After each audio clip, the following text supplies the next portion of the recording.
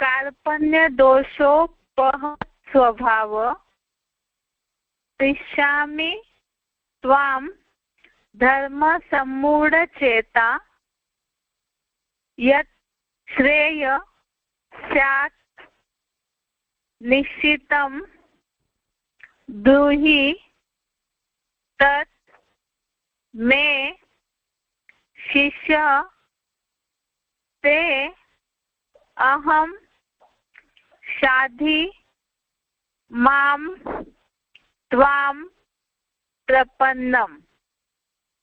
एक बार दोबारा संधि विषय देखते हैं।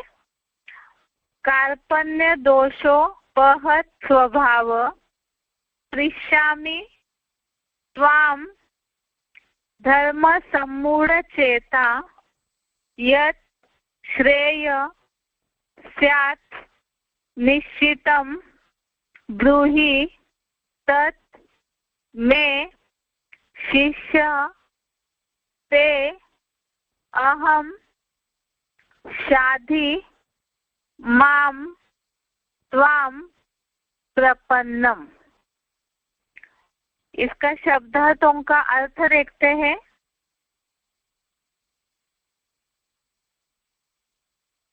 कार्पण्य दोषों पहत स्वभाव अर्थात दीनता के दोष से विकृत स्वभाव वाला। कार्पण्य दोषों पहत स्वभाव अर्थात दीनता के दोष से विकृत स्वभाव वाला। धर्म सम्मूढ़ चेता, धर्म सम्मूढ़ चेता अर्थात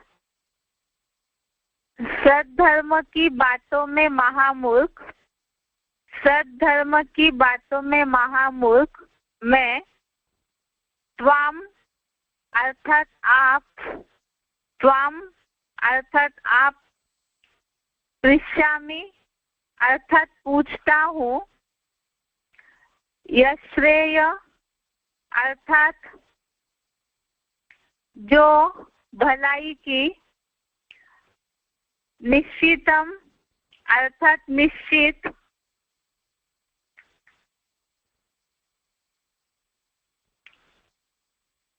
स्यात् तन्मे, स्यात् तन्मे अर्थात हो वह, ब्रूहि अर्थात बताइए, अहम अर्थात मैं, ते अर्थात आपका, शिष्य अर्थात शिष्य हूँ, त्वाम अर्थात आपकी, प्रपन्नम अर्थात शरण में हूँ, माम अर्थात मुझे, शाधि अर्थात शिक्षा दीजिए। एक बार फिर से शब्दों का अर्थ। कार्पण्य दोषों पहत स्वभाव अर्थात दीनता के दोष से विकृत स्वभाव वाला। धर्म सम्मूढ़ चेता, धर्म सम्मूढ़ चेता अर्थात सद्धर्म की बातों में महामूर्ख में, सद्धर्म की बातों में महामूर्ख में, त्वाम अर्थात आप, त्वाम अर्थात आप, पृच्छामि अर्थात पूछता हूँ, यश्रेय, यश्रेय अर्थात जो भलाई की, निश्चितम अर्थात निश्चित बात, स्यात् तन्मे, स्यात् तन्मे अर्थात हो वह, ब्रूहि अर्थात मुझे बताइए, अहम अर्थात मैं, ते अर्थात आपका, शिष्य अर्थात शिष्य हूँ, त्वाम अर्थात आपकी, प्रपन्नम अर्थात शरण में हूँ, माम अर्थात मुझे शादी अर्थात शिक्षा दीजिए। इसका अर्थ है दीनता के दोष से विकृत स्वभाव वाला सद्धर्म की बातों में महामूर्ख मैं आपसे पूछता हूँ, जो भलाई की निश्चित बात हो वह मुझे बताइए। मैं आपका शिष्य हूँ, आपकी शरण में हूँ, मुझे शिक्षा दीजिए। अर्थ दोबारा एक बार। दीनता के दोष से विकृत स्वभाव वाला सद्धर्म की बातों में महामूर्ख मैं आपसे पूछता हूँ, जो भलाई की निश्चित बात हो वह मुझे बताइए। मैं आपका शिष्य हूँ, आपकी शरण हूँ, मुझे शिक्षा दीजिए।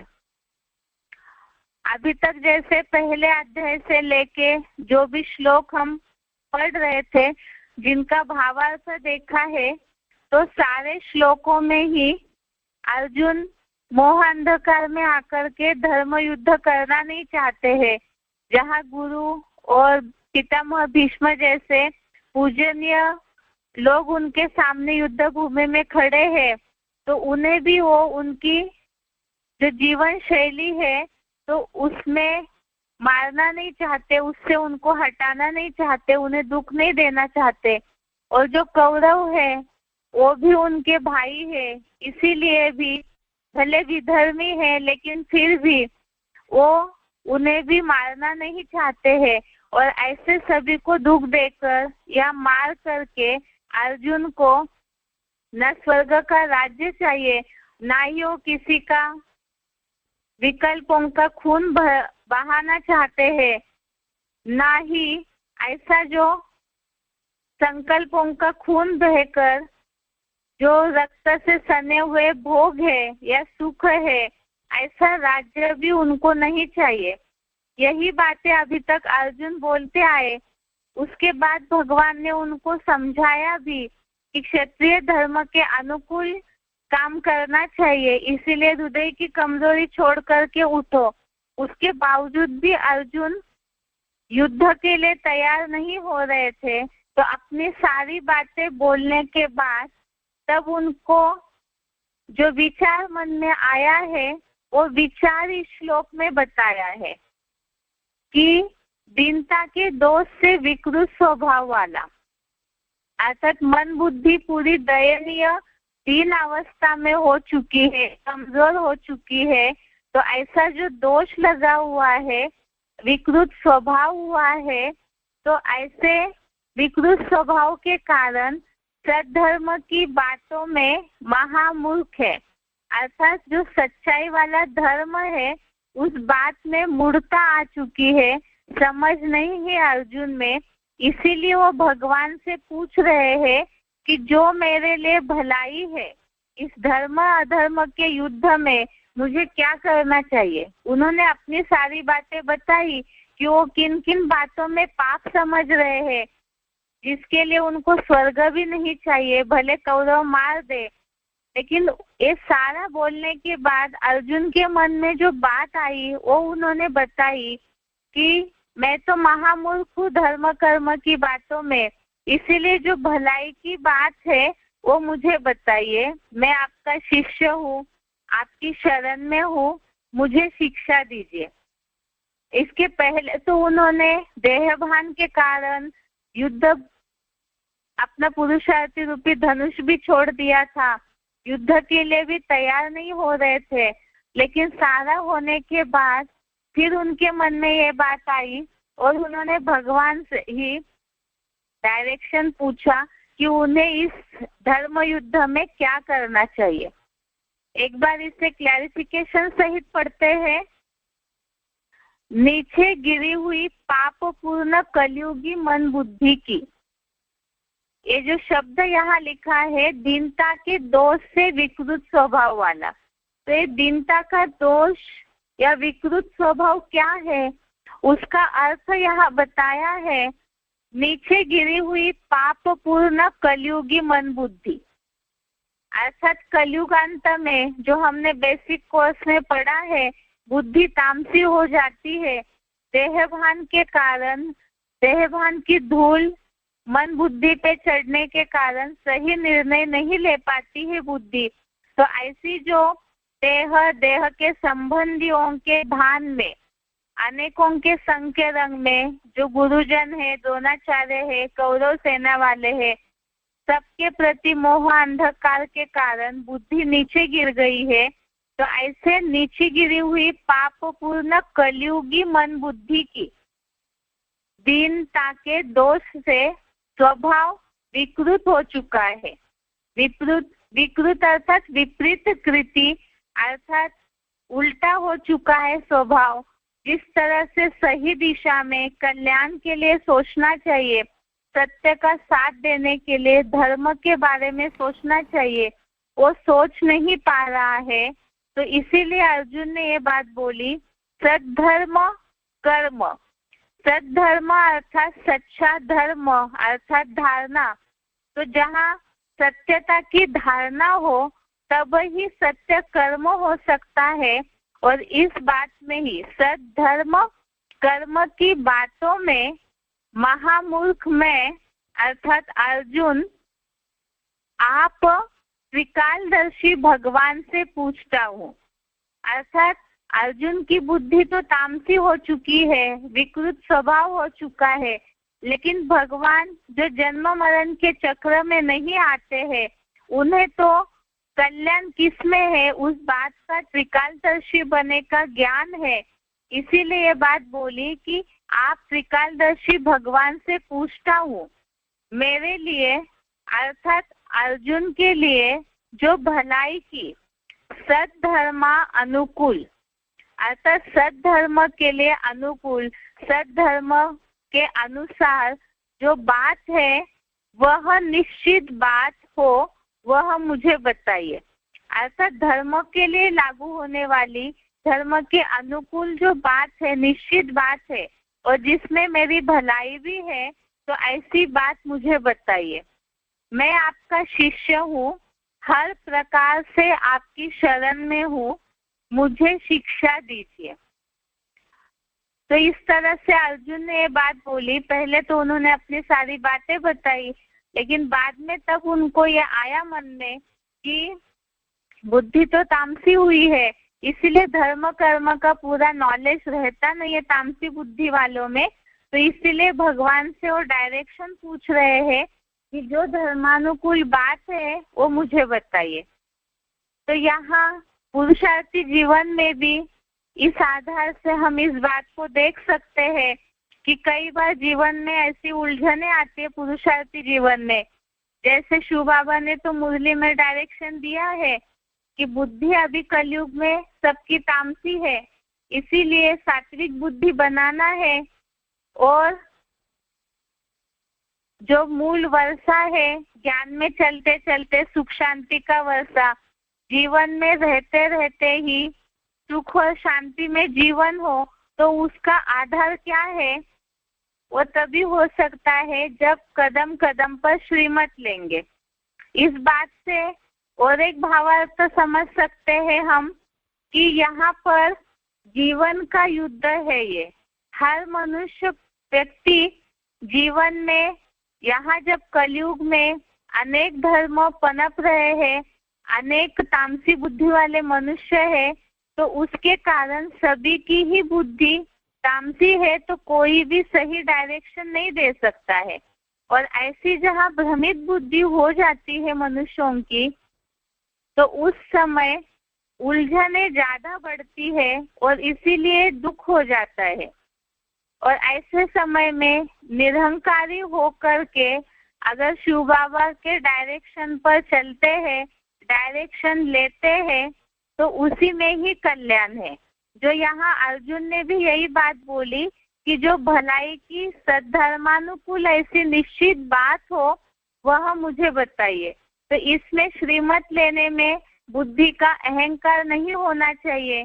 कई बार भौतिक दुनिया का नॉलेज होने मात्र से ही जीवन में सफलता नहीं हो सकती। क्योंकि भौतिक दुनिया का नॉलेज, भौतिकता तो अभी अभी बढ़ी है और भौतिक दुनिया तो विनाशी है, तो उसके कारण वो सारी परिस्थितियां तो ऊपर नीचे होती रहेगी। लेकिन जहाँ आत्मा अविनाशी है, उसमें जो कर्मों की, संस्कारों की रील भर रही है, अच्छे विचारों की रील भर रही है, तो उसको तीनों कालों के लिए सोचते हुए, भूत भविष्य के लिए सोचते हुए, वर्तमान के लिए सोचते हुए, कर्मों का ध्यान देते हुए श्रीमत लेना जरूरी है। क्योंकि शिव बाबा ने ये बात मुरली में बोली है, सच्ची गीता खंड में भी ऐसा पॉइंट है कि अगर श्रीमत पर चलते हैं तो रिस्पॉन्सिबल बाबा है। अर्थात अगर श्रीमत पर चलते हैं, इस जीवन के युद्ध भूमि में श्रीमत लेते रहेंगे, तो हर बात के लिए जिम्मेवार शिव बाबा हो जाते हैं। तो इसीलिए ही युद्ध में सफलता मिले जीवन के, और साथ में ही जीवन भी सुख शांतिमय हो, ज्ञान में चलते हुए भी जो विघ्न बाधाएं आती है, उसका कारण है कि समय समय पे जो डायरेक्शन लेना चाहिए वो नहीं लेते हैं। अपनी जहाँ पर बुद्धि चलाते हैं तो तामसी बुद्धि होने के कारण असफलता होती है, और असफलता के बाद दुख भी होता है। इसीलिए यहाँ ये बात पुरुषार्थी जीवन में सबके लिए लागू होने वाली है कि भलाई की जो निश्चित बात है उसके लिए डायरेक्शन लेना जरूरी है। एक बार इस श्लोक का अर्थ दोबारा पढ़ते हैं। नीचे गिरी हुई पाप पूर्ण कलयुगी मन बुद्धि की, दीनता के दोष से विकृत स्वभाव वाला, सद्धर्म कर्म की बातों में महामूर्ख मैं आप त्रिकालदर्शी भगवान से पूछता हूँ, मेरे लिए जो भलाई की सद्धर्मानुकूल ऐसी निश्चित बात हो वह मुझे बताइए।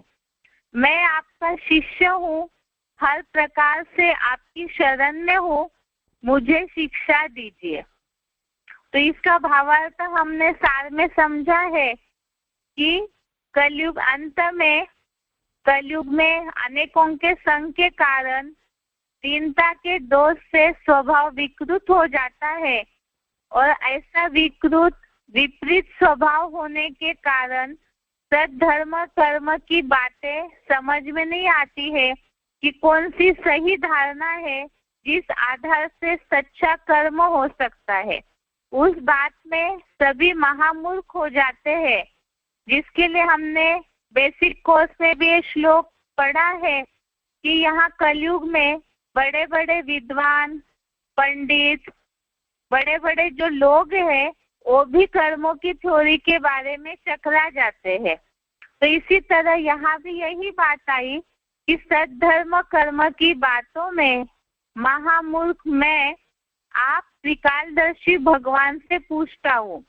क्योंकि भगवान जो जन्म मरण के चक्र में नहीं आते, तो इसीलिए वो देहभान में भी नहीं आते, ना ही कोई बातें भूलने का सवाल है। तो उन्हें तीनों कालों का ज्ञान भी है और वो कल्याणकारी भी है। इसीलिए अर्जुन ने ये बात बोली कि मेरे लिए जो भलाई की सद्धर्मानुकूल ऐसी निश्चित बात है वह मुझे बताइए। मैं आपका शिष्य हूँ, हर प्रकार से आपकी शरण में हूँ, मुझे शिक्षा दीजिए, अर्थात मुझे डायरेक्शन दीजिए या श्रीमत दीजिए कि इस जीवन के युद्ध में कैसे सफल हो सकते हैं। इस श्लोक का एक बार उच्चारण और अर्थ सुनते हैं। कार्पण्य दोषो वहत स्वभाव, पृच्छामि त्वां धर्म सम्मूढचेता, यच्छ्रेयस्यान्निश्चितं ब्रूहि तन्मे, शिष्यस्तेऽहं शातिर्मां त्वां प्रपन्नम्। नीचे गिरी हुई पापपूर्ण कलियुगी मनबुद्धि की दीनता के दोष से विकृत स्वभाव वाला, सद्धर्म कर्म की बातों में महामूर्ख में आप त्रिकालदर्शी भगवान से पूछता हूँ, मेरे लिए जो भलाई की सद्धर्मानुकूल ऐसी निश्चित बात हो वह मुझे बताइए। मैं आपका ही शिष्य हूँ, हर प्रकार से आपकी शरण में हूँ, मुझे शिक्षा दीजिए। कार्पण्य दोषो वहतः स्वभावः पृच्छामि त्वां धर्मसम्मूढचेता यच्छ्रेयस्यान्निश्चितं ब्रूहि तन्मे शिष्यस्तेऽहं शातिमां त्वां प्रपन्नम्। नीचे गिरी हुई पापपूर्ण कलियुगी मनबुद्धि की दीनता के दोष से विकृत स्वभाव वाला सद्धर्म कर्म की बातों में महामूर्ख मैं आप त्रिकालदर्शी भगवान से पूछता हूँ, मेरे लिए जो भलाई की सद्धर्मानुकूल ऐसी निश्चित बात हो वह मुझे बताइए। मैं आपका ही शिष्य हूँ, हर प्रकार से आपकी शरण में हूँ, मुझे शिक्षा दीजिए। अभी बेसिक कोर्स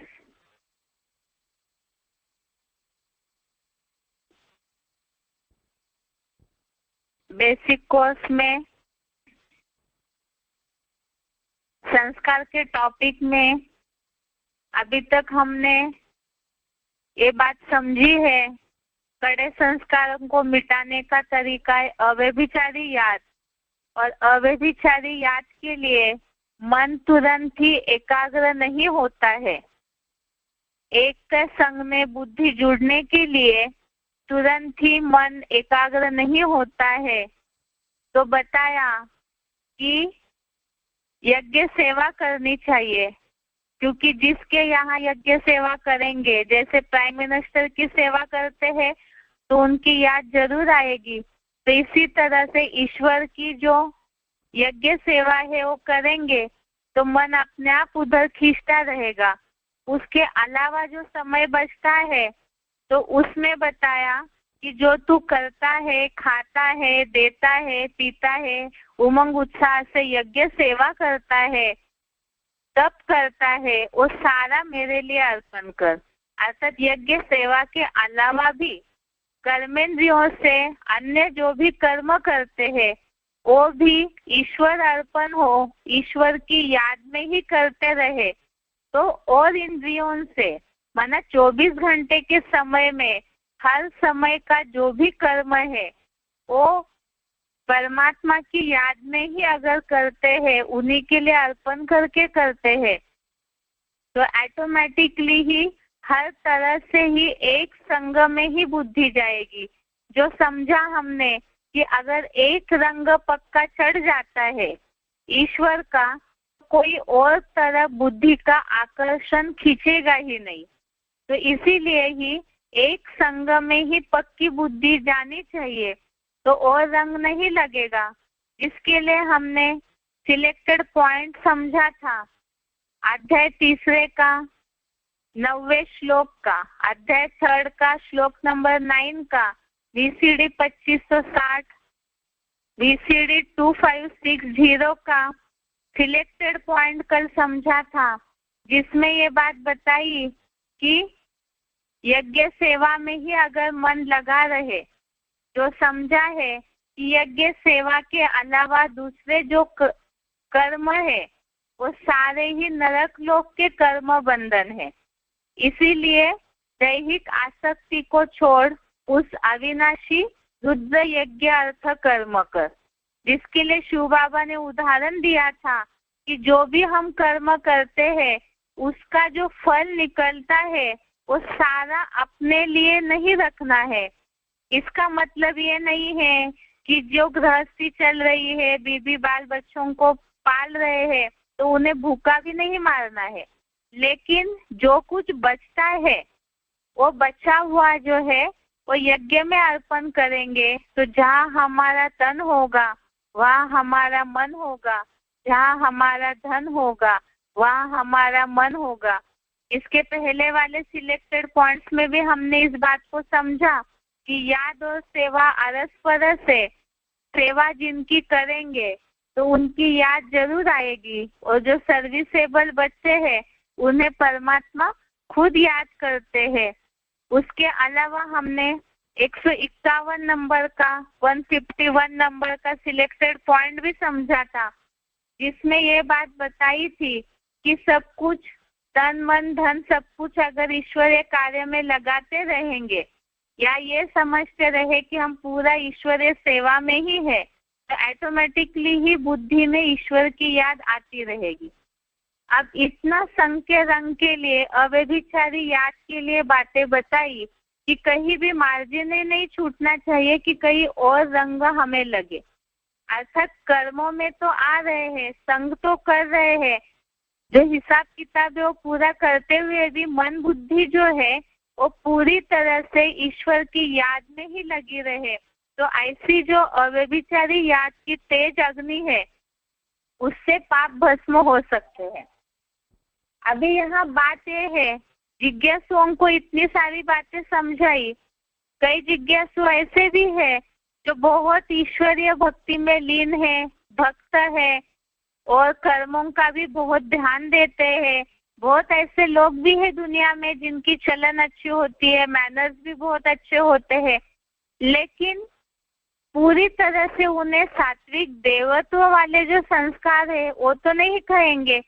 कई बार भौतिक दुनिया के लोगों में ये और कॉन्फिडेंस रहता है या तो स्वाभिमान इस बात का रहता है कि हमारा तो सब कुछ ठीक है, हम अपने जीवन में पूरी तरह सुखी है, लेकिन ये पूछना है कि क्या पूरी तरह से संस्कार परिवर्तन हो चुके हैं। कलयुग अंत में हर मनुष्य कहीं ना कहीं अपनी कोई ना कोई कमी के कारण परेशान जरूर रहते हैं, जिस कारण जीवन में पूरी तरह जो सफलता होनी चाहिए, कर्मों में ही तो सफलता होनी है, तो वो सफलता नहीं मिलती है। अर्थात पूरी तरह संस्कार परिवर्तन नहीं हुए हैं, तभी तो कहीं ना कहीं मनुष्य कभी ना कभी अपने जीवन में असफल रहते हैं। तो इसीलिए बात जिज्ञासुओं से पूछना जरूरी है कि इस तरह भगवान की याद से जन्म जन्मों के पाप कर्म और संस्कार भस्म हो जाते हैं, चलन में सुधार आता है, तो जो भी भक्ति कर रहे हैं दुनिया में, क्या सबके संस्कार परिवर्तन हो चुके हैं? सभी जीवन में पूरी तरह से सफल है? नहीं है। हो सकता है जिज्ञासु इस बात में बहस करे, तो उन्हें इस बात को समझाना होगा कि अगर आप सफल है अपने जीवन में, तो फिर जिस तरह देवताओं की मूर्तियों की पूजा हो रही है, तो क्या आपके कर्मों की इस तरह पूजा हो रही है? नहीं हो रही है। इसका मतलब जो भी इस कलयुगी दुनिया के देह रूपी पिंजड़े में फंसे हुए मनुष्य है, वो कोई भी देव कहलाने योग्य, देवता कहलाने योग्य नहीं है। अर्थात उनके संस्कार पूरे परिवर्तन हुए हैं, पाप भस्म हुए हैं, ये नहीं कहा जा सकता है। अब कई ऐसे लोग हैं इस बात को बोलेंगे, बहुत सारे साधु संत है, बहुत सारे गुरु है जिनकी तो लोग पूजा करते हैं भगवान समझ करके, तो कुछ लिमिटेड या कुछ ऐसे संप्रदाय है जो लोग ही उन्हें मानते हैं। सब लोग माने ऐसा तो नहीं है। इसका मतलब पूरी तरह उस व्यक्ति के जो भी गुरु है, साधु संत है, उनके पूरे कर्म भस्म हुए हैं, पाप कर्म, ये नहीं कहा जा सकता। इसे तो हम पहले भी समझ चुके हैं कि मनुष्य को भगवान की उपाधि नहीं दी जा सकती है, क्योंकि मनुष्य जन्म मरण के चक्र में आते हैं, इसीलिए ही उनके पूरे संस्कार परिवर्तन हुए हैं, ये नहीं कहा जा सकता है। अब बात यह है कि जब इतनी भक्ति भावना कर रहे हैं, इतना कुछ कर्मों में सुधार के लिए, संस्कारों के सुधार के लिए कर रहे हैं, दुनिया में भी बहुत सारी ऐसी चैरिटीज है, बहुत सारी संस्थाएं हैं जो इस तरह चरित्र निर्माण की कोशिश कर रहे हैं, भक्ति वाले लोग भी बहुत सारी मेहनत कर रहे हैं, लेकिन इसके बावजूद भी जो समूल परिवर्तन दिखना चाहिए वो क्यों नहीं दिखता है? जिसके लिए हमने इस बात को समझा था कि दवाई लेते हुए भी बीमारी ठीक नहीं हो रही है, उसका क्या कारण है? अर्थात भगवान को याद करते हुए भी बीमारी ठीक नहीं हो रही है, उसका क्या कारण है? भगवान दवाई है, याद है उस दवाई लेने का तरीका। तो अगर पूरी तरह से जीवन में सुधार नहीं आ रहा है, संस्कार नहीं बदल रहे हैं, तो इसका क्या कारण हो सकता है? क्योंकि विधि से सिद्धि कहाँ है, तो जरूर कहीं ना कहीं दवाई लेने में गलती हो रही है। तो इसीलिए ही जो सफलता मिलनी चाहिए, संस्कार परिवर्तन जो होने चाहिए, जीवन जो सुख शांति में सफल होना चाहिए, वो नहीं हो रहा है। अब यहाँ इसका कारण क्या है, दवाई के लिए तो समझ में आ जाए। मनुष्यों को अर्थात जिज्ञासुओं को इस बात को समझाना होगा कि आप अगर दवाई अपनी सही ले रहे, भगवान की याद सही कर रहे हैं, तो परिवर्तन क्यों नहीं दिख रहा है? तो इसका मतलब जिन्हें हम भगवान मानकर याद कर रहे हैं, ये देखना होगा कि क्या वो दवाई सही है, अर्थात जिसे हम भगवान मानकर याद कर रहे हैं, भगवान का वो रूप यथार्थ है, और अगर वो यथार्थ रूप है भी, तो क्या हम सही रीति से याद कर रहे हैं? ये दोनों प्रश्नों का समाधान अभी हम देखते हैं। इसमें सबसे पहली बात है कि क्या हम यथार्थ रीति से दवाई ले रहे हैं या भगवान को सही तरह से स्मरण कर रहे हैं। जो अव्यभिचारी याद होनी चाहिए ये तो हमें समझ में आ गया, लेकिन उसे हम सही तरह से कर रहे हैं या नहीं, इसके लिए पुराने जमाने में साधु संत भी इस बात की गहराई को समझे थे। जो हमने कबीरदास का दोहा कल देखा है कि माला तो कर में फिरे, जीभ फिरे मुख माही, मनुआ तो चहुदिसी फिरे, यह तो सुमिरन नाही। अर्थात हाथ में माला फेर रहे हैं, जीभ से राम नाम का या कोई भी मंत्रों का उच्चारण करते हैं, जाप करते हैं, लेकिन मन चारों तरफ से फिर रहा है, दुनिया में भटक रहा है, तो इसे सुमिरन नहीं कहा जा सकता है। ये भगवान की याद है ही नहीं। क्यों नहीं है? क्योंकि हाथ से केवल माला फिरने को भगवान का स्मरण नहीं कहा जा सकता, कर्मेंद्रियों से स्मरण नहीं किया जाता है, मन से स्मरण किया जाता है, और मन तो चारों तरफ भटक रहा है, दुनियावी बातों में बुद्धि जा रही है, तो उसे कबीरदास जी ने बोला है कि ये सुमिरन नहीं है, अर्थात ये भगवान की याद नहीं कहा जा सकता है। तो क्यों ऐसे बोला है? भगवान की याद सही रीति से क्यों नहीं आती है, उसका क्या कारण हो सकता है?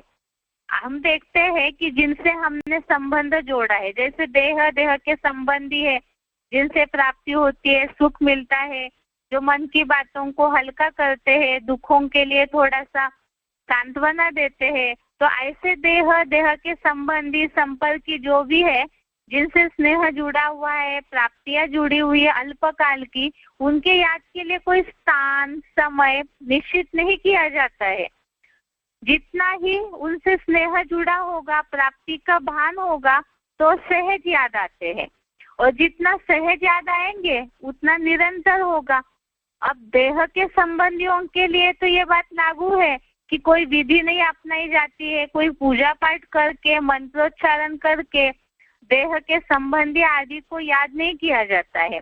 अब भगवान जो सुख शांति का दाता है, सब जानते हैं कि भगवान सुख देते हैं, सारी प्राप्तियां करा सकते हैं, तो अगर ऐसे है भी तो फिर उनकी याद से सब मिलता है, तो फिर भी भगवान की याद क्यों नहीं ठहरती है?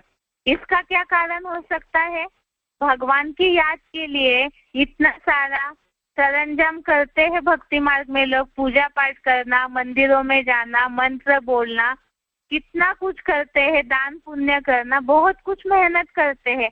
इतना होने के बावजूद भी जो सफलता मिलनी चाहिए, याद जो भगवान की निरंतर होनी चाहिए, वो क्यों नहीं ठहरती है? इसका मतलब जरूर भगवान को सही रीति से जानते नहीं है। अब जैसे कोई माँ है, अपने बच्चे को याद करने के लिए उसे उसकी रूपरेखा वगैरह किसी से पूछनी नहीं पड़ती है, क्योंकि अपने बच्चे से इतना ज्यादा स्नेह रहता है कि उसका पूरा हुलिया, उसके गुण, उसकी बातें सब जानती है। अब भगवान जो सबके लिए ही सुख देने वाले हैं, दुखों को हरने वाले हैं, तो उन्हें याद करने में मेहनत क्यों लग रही है? क्योंकि उसे पूरी तरह से यथार्थ रीति से हम कोई जानते ही नहीं है। अब ये बात तो जिज्ञासु मानेंगे नहीं कि हम जानते नहीं है भगवान को। कईयों को ऐसे होता है, जो कल भी बताया था कि कई ऐसे हैं जो भक्ति मार्ग में कुछ ना कुछ अनुभूति कर लेते हैं। भौतिक दुनिया के हिसाब से थोड़ी बहुत दान पुण्य से प्राप्ति हुई तो सोचते हैं कि हमें भगवान मिल गया। लेकिन इस बात को जिज्ञासुओं को क्लियर करना जरूरी है कि अल्पकाल की, एक आध दिन की कोई भौतिक प्राप्ति हुई, वर्तमान समय के लिए कोई थोड़ी सी प्राप्ति हुई, तो केवल उसी में संतुष्ट हो जाना ये जरूरी नहीं है कि ये भगवान की प्राप्ति है। वास्तव में पूरे जीवन भर के लिए सुख शांति मिले, भविष्य के लिए भी प्राप्ति हो जाए, तो वास्तव में भगवान ऐसी अतः प्राप्ति कराते हैं। तो उनकी याद इतनी महत्वपूर्ण है, इसलिए तभी तो सारे मनुष्य उन्हें पुकारते हैं। तो ऐसे भगवान को हमने जाना है, ये कैसे कह सकते हैं? क्योंकि जानेंगे तो प्राप्ति भी होनी चाहिए, तो हुई नहीं है। इसी के लिए ही अब इतने सारे साधु संत है, वेद ग्रंथ आदि है, सब कुछ पढ़ लिया, कईयों ने मार्गदर्शन किया भगवान प्राप्ति के रास्ते का, उसके बावजूद भी हमने भगवान को नहीं जाना, ये कैसे कहा जा सकता है? लोग तो जिज्ञासु तो यही बोलेंगे, ये तो असंभव है, इतना सब कुछ हो रहा है, माना हमें ईश्वर की प्राप्ति हुई है। अगर ऐसे है तो इसके लिए गीता में एक श्लोक है, जो श्लोक हमने कल पढ़ा है, 10वें अध्याय का दूसरा श्लोक, अध्याय 10 श्लोक नंबर 2। ये श्लोक है, न मे विदुः सुरगणाः प्रभवं न महर्षय अहम आदिहि देवानां महर्षिणां च सर्वशः। यहाँ ये जो बात आई है, भगवान को हम नहीं जानते हैं, इसका क्या कारण है, ये बात इस श्लोक में आई है। अध्याय 10 का दूसरा श्लोक, इसका अर्थ है, मेरे दिव्य प्रवेश योग्य प्रकृष्ट जन्म को न देवगण और न द्वापर युगी मुनियों या महर्षियों ने जाना है, क्योंकि देवताओं, देवर्षियों, ब्रह्म ऋषियों और महर्षियों का सब प्रकार से महादेव द्वारा आदिकालीन आदिश्वर मैं हूँ।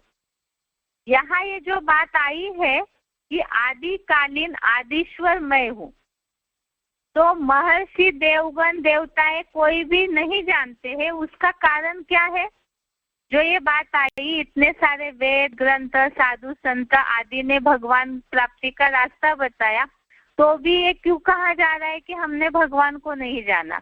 इसलिए क्योंकि जो सबका आदि है, उसका परिचय कौन दे सकता है?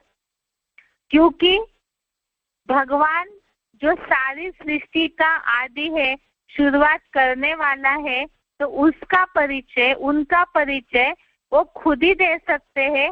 और कोई भी मनुष्य मात्र जो उनके बाद निर्माण हुए हैं, जो बाद में रचना जिनकी हुई है, तो वो भगवान का परिचय यथार्थ रीति से कैसे दे सकते हैं? यही इस श्लोक में बताया है।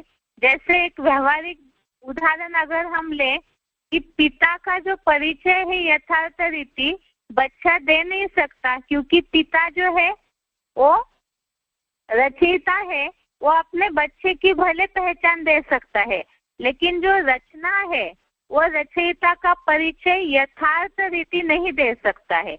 तो यही कारण है, जिज्ञासुओं को हम ये बात बता सकते हैं कि हम भगवान को अपने आप से नहीं जान सकते हैं जब तक वो आकर के अपना परिचय न दे। इसीलिए ही पुराने जमाने में भी ये बात बताई जा सकती है कि ऋषि मुनि जहाँ बहुत खोज करते रहे, बहुत तपस्या करते गए, जब वो पूरी तरह से यथार्थ रीति से नहीं समझ पाए, तब ही कईयों ने नेति नेति बोल दिया कि भगवान का अंत नहीं है, कईयों ने सर्वव्यापी बोल दिया, कई धर्म वालों ने, जैसे मुस्लिम लोग कहने लगे कि ईश्वर अल्लाह जो है वो जरे जरे में है।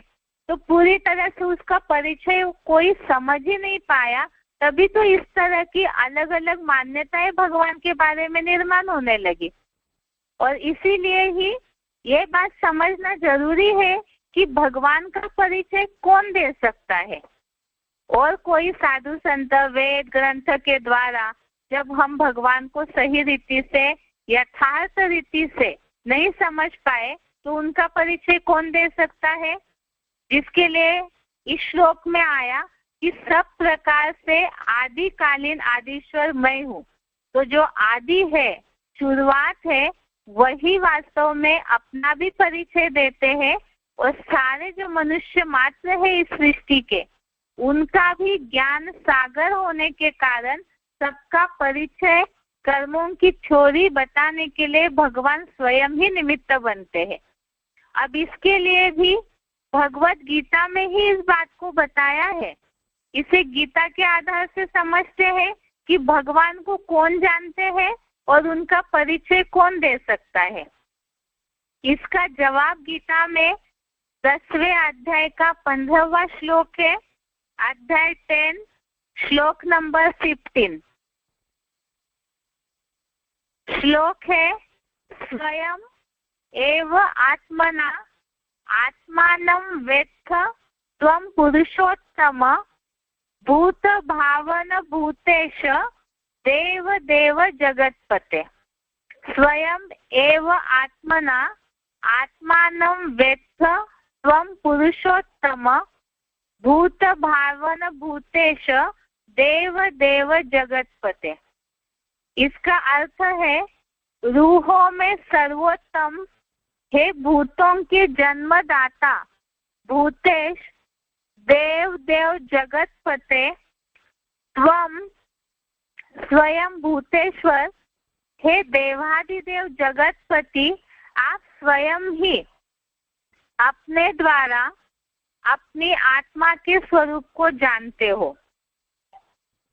अर्थात यहाँ इसमें बात बताई कि आप स्वयं ही अपने आत्मा द्वारा अपने स्वरूप को जानते हो, अर्थात और कोई भी उनका परिचय देने के लिए सक्षम नहीं है।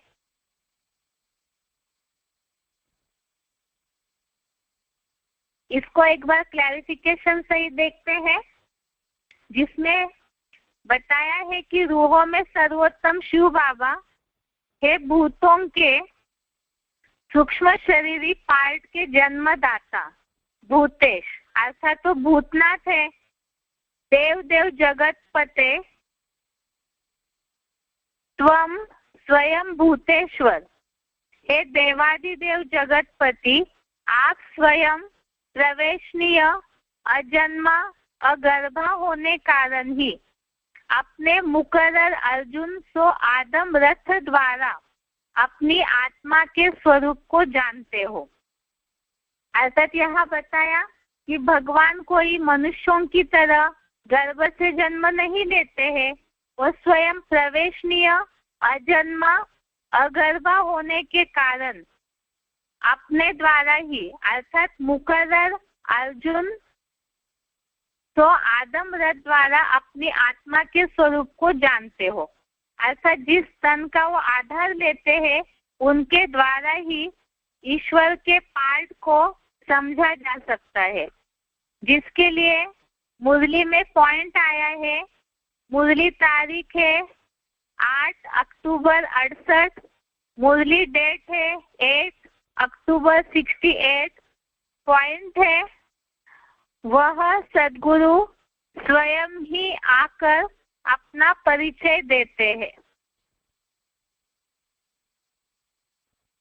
वह सद्गुरु स्वयं ही आकर अपना परिचय देते हैं। दूसरी बात बताई कि बाप के सिवा बाप का परिचय कोई दे न सके, क्योंकि बाकी सभी देव दानव ऋषि मुनि जन्म मरण चक्र में आने से पूर्व जन्मों को भूल जाते हैं। तुलसीदास ने भी रामायण में यही कहा है, सोई जानई यही देहु जनाई, जानत तुम ही हुई जाई।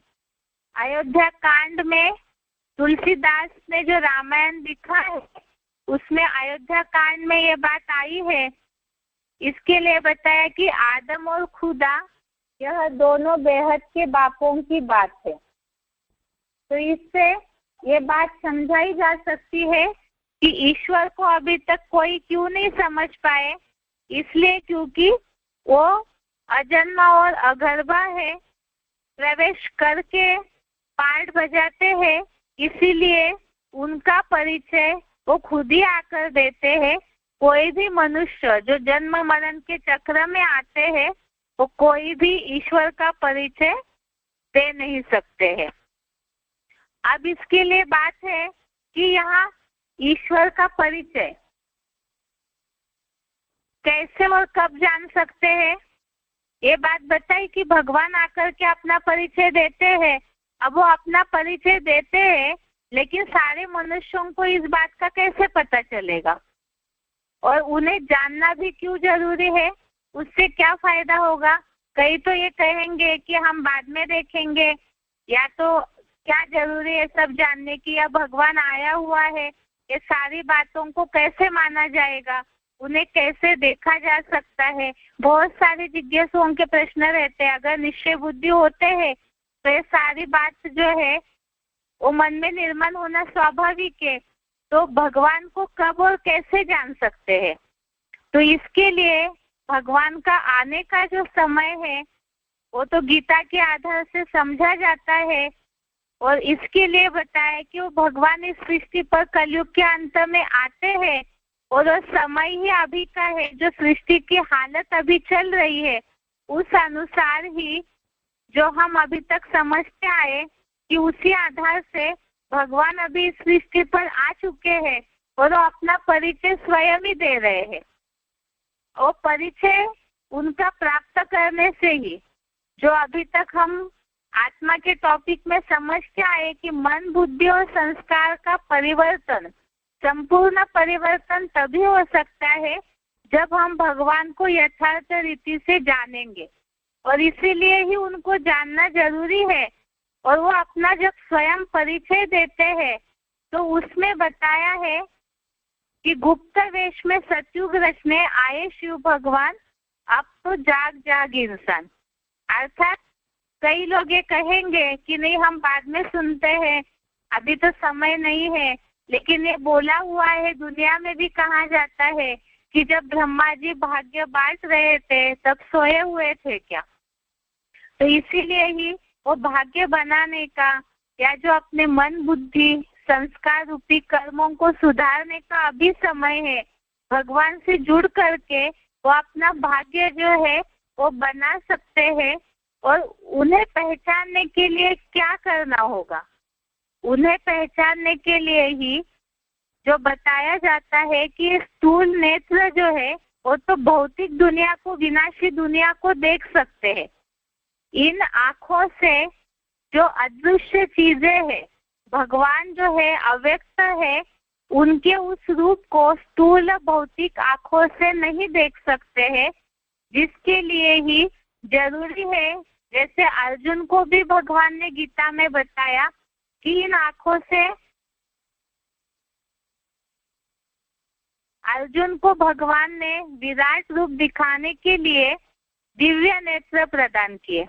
अब वो दिव्य नेत्र जो है वो कोई जादू के नेत्र तो होते नहीं है कि अचानक ही आंख दी और तुरंत भगवान का रूप दिखाई दे। उसके लिए ही वो कैसी आंखें होती है, वो दिव्य नेत्र माना क्या है, कैसे भगवान को देख सकते हैं, उनके रूप को कैसे पहचान सकते हैं, इसके लिए गीता में ही उसका रास्ता बताया है। वो रास्ता क्या है, 11वें अध्याय का 8वां श्लोक है, अध्याय 11 श्लोक नंबर 8। इसमें बात आई है, न तु माम शक्य से द्रष्टुम अन्येन एव स्वचक्षुषा दिव्य ददामि ते चक्षु पश्य मे योगम ऐश्वरम। 11वें अध्याय का 8वां श्लोक है, न तु माम शक्य से द्रष्टुम अन्येन एव स्वचक्षुषा दिव्य ददामि ते चक्षु पश्य मे योगम ऐश्वरम। अर्थात किंतु इन्हीं अपनी आंखों से मुझको नहीं देख सकेगा, तुझको दिव्य नेत्र देता हूँ, मेरे ऐश्वर्यवान यौगिक रूप को देख सकेगा। इसमें यह बात आई है कि किंतु इन्हीं आंखों से, अर्थात ये जो भौतिक आंखें है, जो देह के पंचभूतों में, ये जो पिंजरा है देह का, इसमें जो आंखें मिली हुई है, इससे भगवान के उस रूप को नहीं देख सकते हैं, इसीलिए दिव्य नेत्र देता हूँ, जिससे भगवान के उस ऐश्वर्यवान यौगिक रूप को देख सकेगा। अब इसे क्लैरिफिकेशन सही समझते हैं कि वो दिव्य नेत्र माना होता क्या है। किंतु इन्हें अपनी इन आंखों से मुझ इस देह में स्थित विराट रूप को नहीं देख सकेगा, तुझको दिव्य बुद्धि की एडवांस सच्ची गीता वाला तीसरा ज्ञान नेत्र देता हूँ, जिससे मेरे 84 जन्मों के भी ऐश्वर्यवान यौगिक ऊर्जा संपन्न हीरो पार्थधारी रूप को देख सकेगा।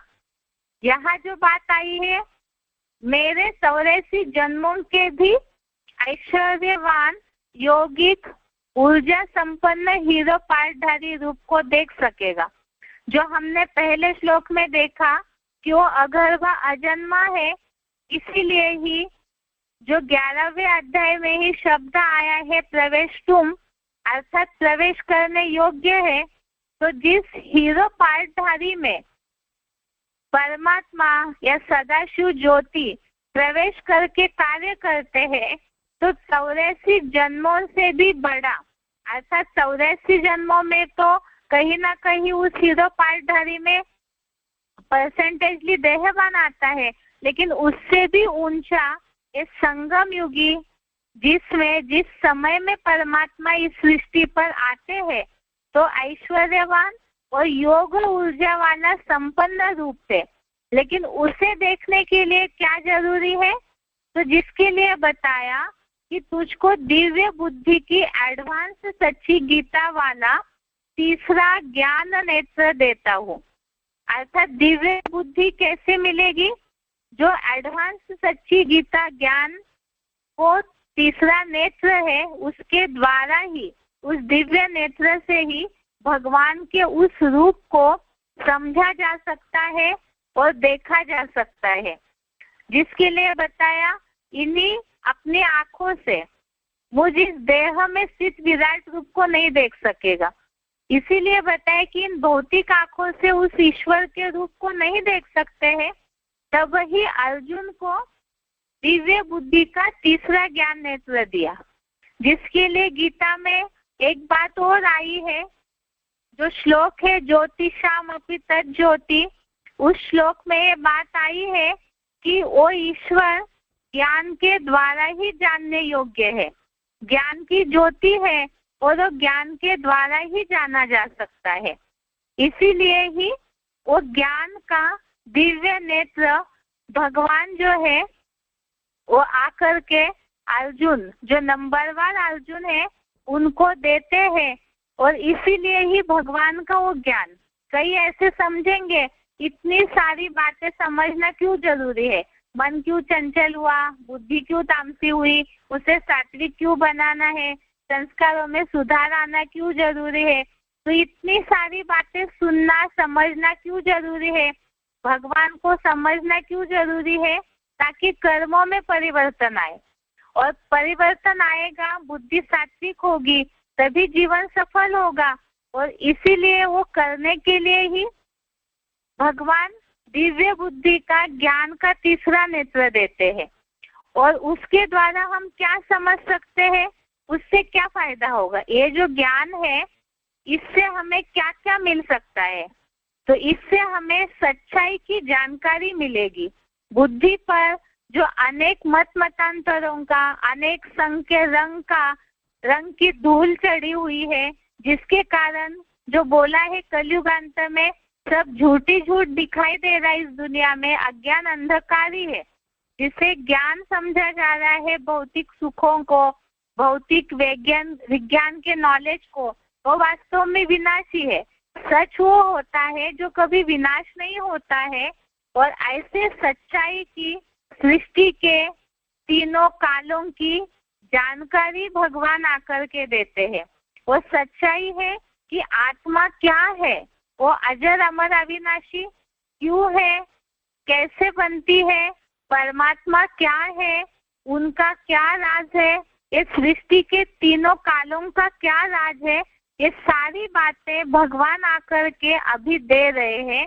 अर्थात ही वो ज्ञान का तीसरे नेत्र के द्वारा ये सारी बातों का नॉलेज देते हैं।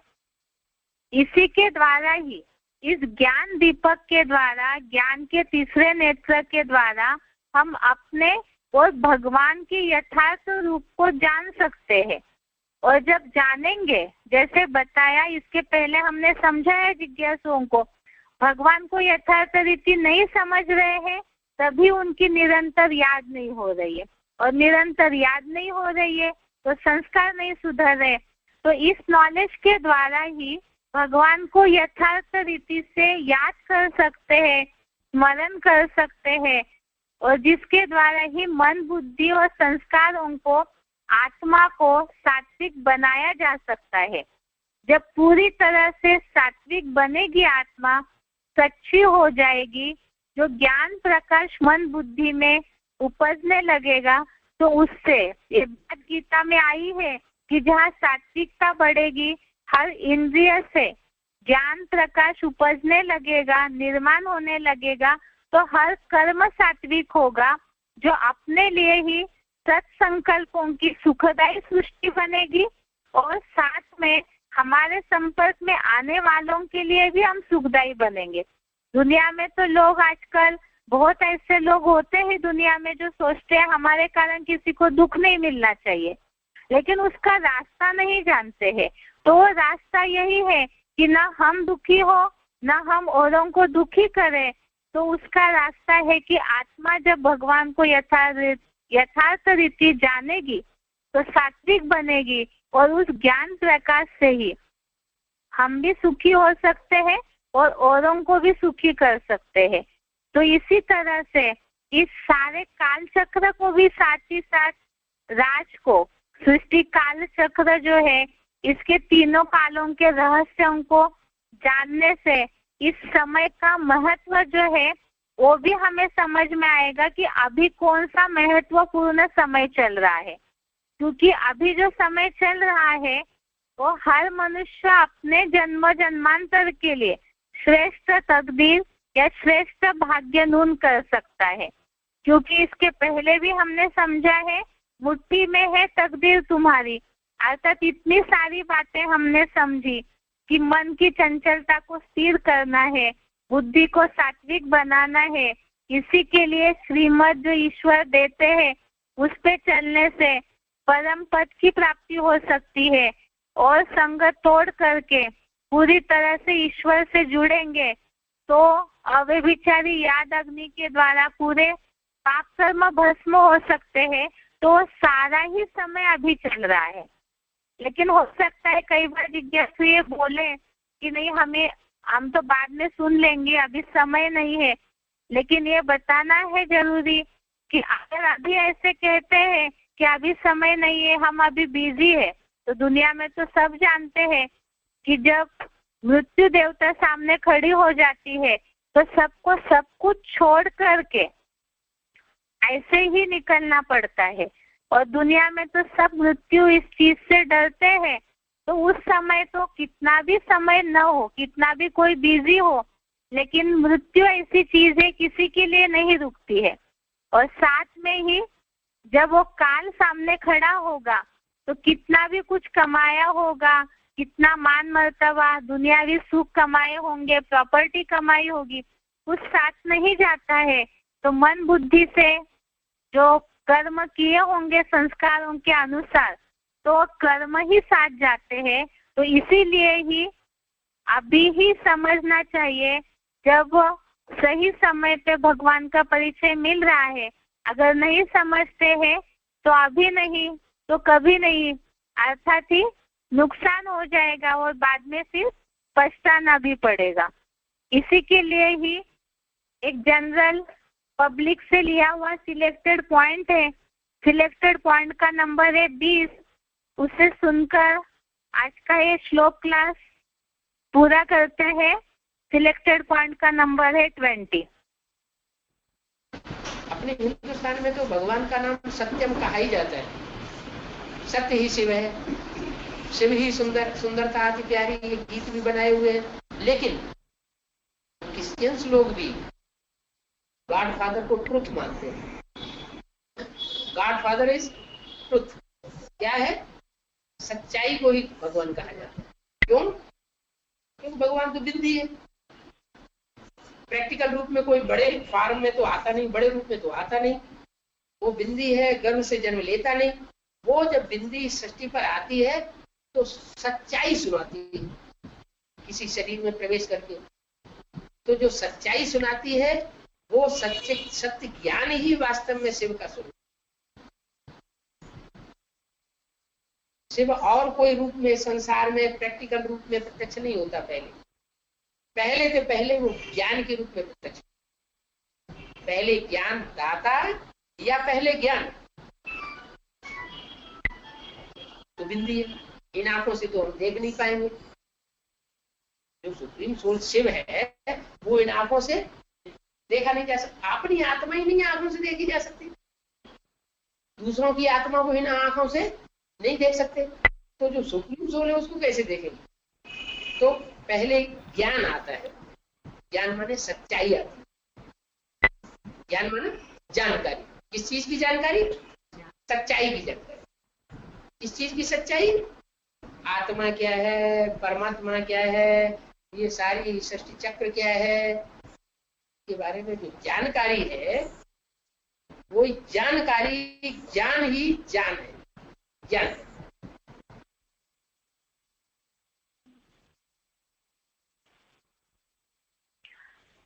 आज के लिए यहाँ तक ही। कल हम समझेंगे जिज्ञासु जो आगे सुनने के लिए इच्छुक है, हमारा ज्ञान सुनाने का तरीका ऐसे हो जो ये सारी बातों को जानने की जिज्ञासुओं के अंदर इच्छा निर्माण हो, जिज्ञासा निर्माण हो। तो उन्हें आगे क्या समझाना है, ज्ञान योग का महत्व क्या है, आत्मा रूपी बैटरी कैसे चार्ज करना है, इस ड्राइवर को खाना खिलाने से क्या फायदा होगा, ये सारी बातों को हम कल देखते हैं। आज के लिए यहाँ तक ही।